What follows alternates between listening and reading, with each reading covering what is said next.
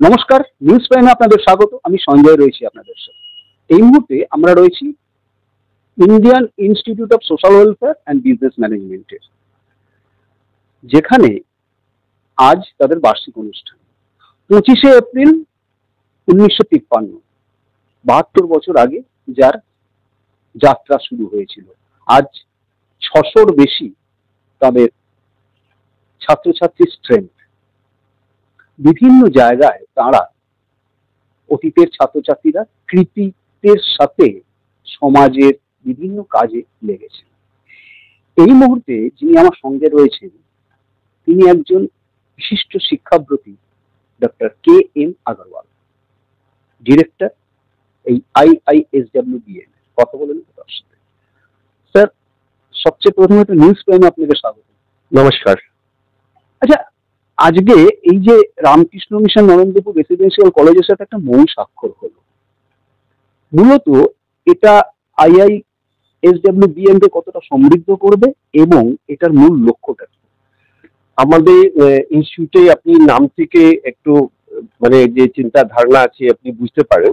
আমাদের ইনস্টিটিউটের নাম হচ্ছে Indian institute of social welfare and business management. আমাদের ইনস্টিটিউট যখন থেকে কনসেপচুয়ালাইজ হয়েছে, মানে কমেন্স করেছে, ওখান থেকেই আমাদের এই জার্নিটা স্টার্ট হলো। আমাদের মূল উদ্দেশ্য ছিল কি আমাদের বিজনেস ম্যানেজমেন্ট এডুকেশন সাথে সাথে সোশ্যাল ওয়েলফেয়ার ইস্যুসকে ইন্টিগ্রেট করা।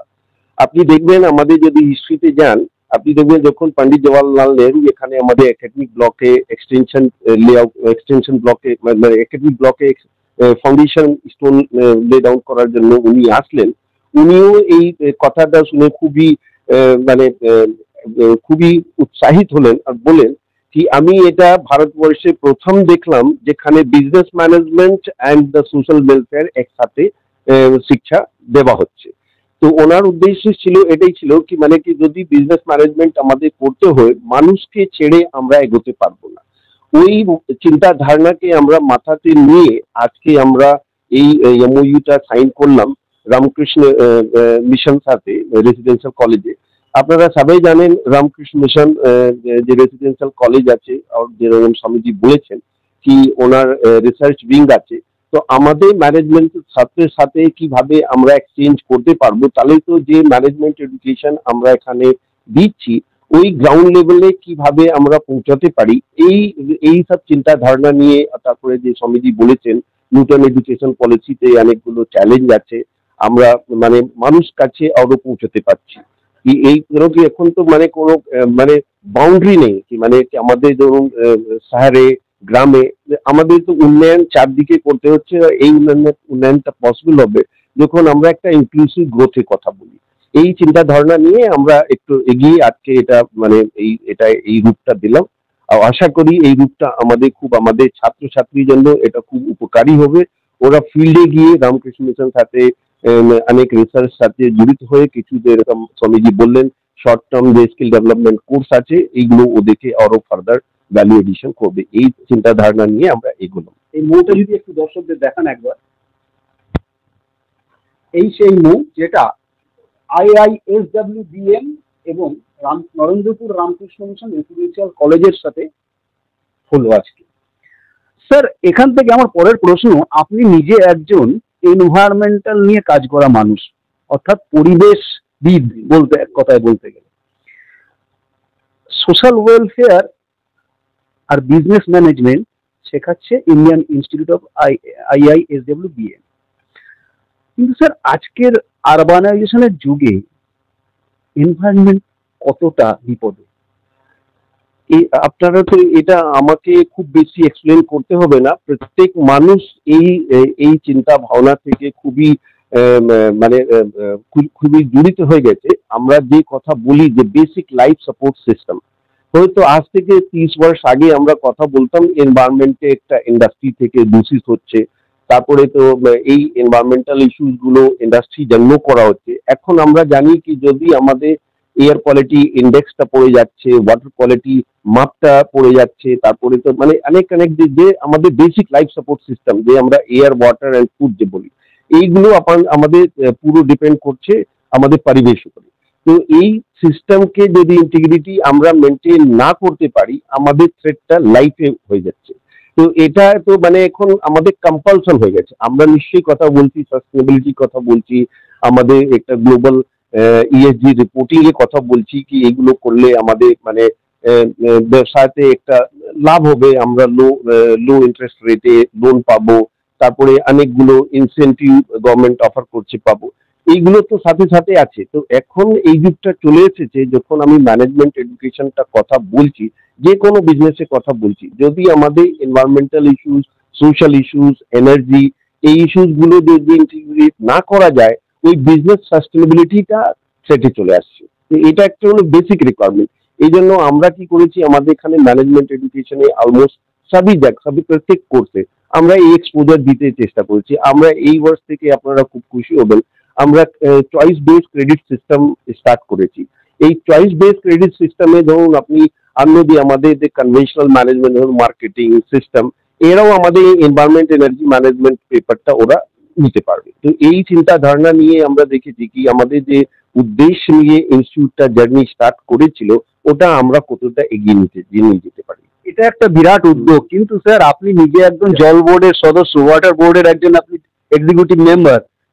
ডেভেলপমেন্ট তো আপনি বললেন একদিকে যেমন জরুরি, জল না থাকলে স্যার ডেভেলপমেন্ট কি কাজে লাগবে? হ্যাঁ, তো ওটাই আমরা তো আমাদের যে যে আপনি যে ইস্যু একদম পার্টিনেন্ট বলেছেন, ডেভেলপমেন্ট খুবই জরুরি, কিন্তু ডেভেলপমেন্টকে আমাদের অনেকগুলো মাপকাঠি হয়ে গেছে। ডেভেলপমেন্ট আমাদের ইনিশিয়েট ওই ডেভেলপমেন্টটা করতে হবে যেই ওই প্ল্যানিং রিজনে সাস্টেন করবে। যদি আপনি যে বললেন জলের কথা বললেন, যদি আমি এক জায়গায় একটু ড্যাম বানাচ্ছি, ওই ড্যামটা বানিয়ে ভাবলাম কি এখানে আমি সব এটা কিছু ইন্ডাস্ট্রিয়ালাইজেশন করব, ওই ইন্ডাস্ট্রিয়ালাইজেশন তখনই পসিবল হবে যখন ওখানে ড্রেনেজ প্যাটার্নটা, ওয়াটার মানে যে আপনার রেইনফলটা এডিকুয়েট হবে। আমরা তো ওখানে আর্টিফিশিয়ালি করতে পারবো না। তাহলে আমাদের কি হচ্ছে কি মানে ওই এরিয়াতে কি রিসোর্স অ্যাভেলেবিলিটি আছে ওর বেসিসেই আমাদের ডেভেলপমেন্টটা ভাবতে হবে।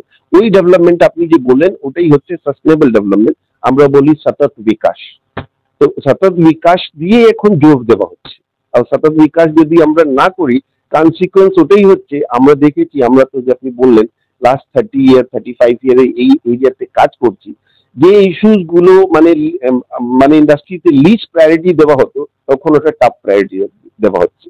ইভেন মানে ধরুন একটা মানে ফ্রম দ্য গভর্নমেন্ট যদি অফিসিয়ালি কোনো ক্লিয়ারেন্স পাওয়া যাচ্ছে, তখনও যখন আপনি সায়েন্টিফিক স্টাডি ডিটেল অ্যাসেসমেন্ট হয়ে যাচ্ছে না, ওরা ওই ক্লিয়ারেন্সকে মানে গুরুত্ব দিচ্ছে না।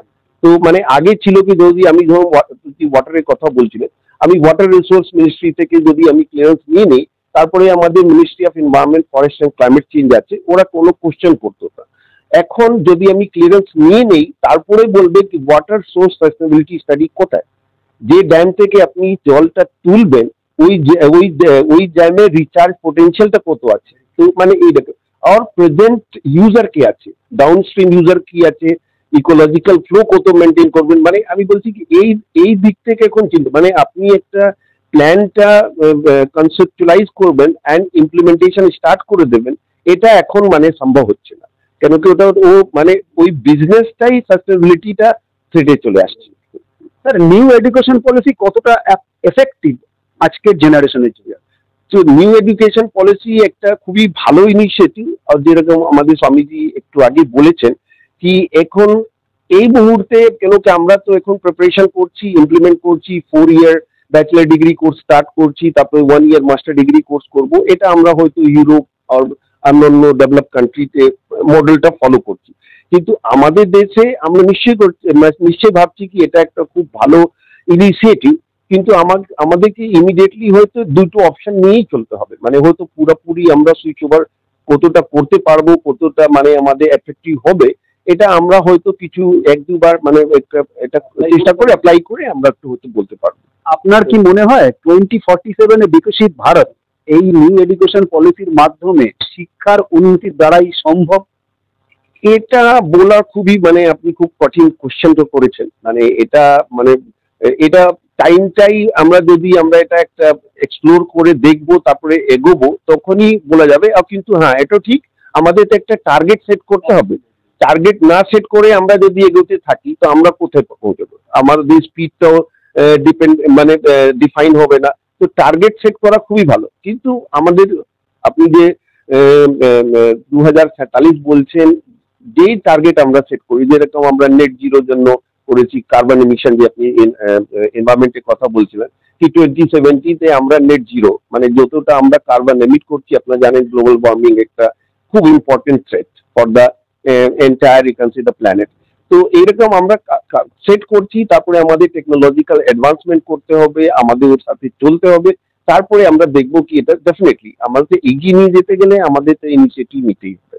অর্থাৎ যেমনটা কে এম আগরওয়াল স্যার জানাচ্ছেন যে পথেই হবে পথ চেনা, হয়তো লক্ষ্য একটা স্থির রেখে সেদিকে দৌড়তে হবে, কি হবে সেটা ভবিষ্যৎ বলবে, কিন্তু আমাদের সঠিক পদ্ধতিতে নতুন এডুকেশন পলিসি মেনে ছাত্রছাত্রীদের যতটা সম্ভব সেই আঙ্গিকে শিক্ষিত করতে হবে, সেই শিক্ষিত ছাত্রছাত্রীরাই আগামী দিনে শিক্ষিত সমাজ তৈরি করবে এবং শিক্ষিত সমাজই 2047-এ বিকশিত ভারতের জন্ম দেবে, এমনটাই জানাচ্ছেন doctor K M Agarwal. Video journalist সাথে নিউজ ম্যানেজার সঞ্জয় সাহা।